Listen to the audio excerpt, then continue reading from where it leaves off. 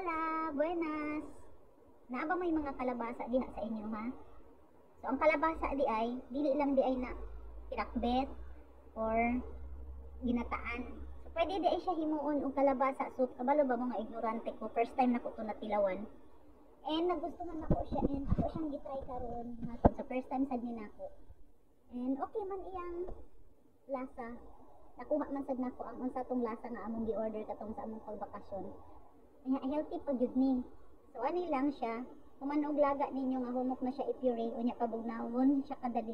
Pag human ninyo og pabugnaw og katong asa mo gabuhat paglaga, asa mo ga laga dito ra sad ninyo siya lutuon.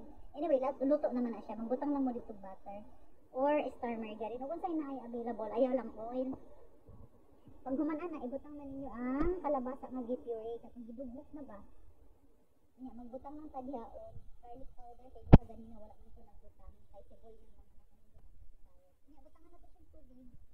Ang tubig di ay or ang sabaw ana niya is katong asa ko dalaga ganina sa kalabasa para na sa lasa. Dali ra kaayo dito na ang butang lang sa bihag ubat. Kaya dapat din na siyang kamay ra mo rin overpower na ko ang ubat. So kana lang please follow and share. Thank you po.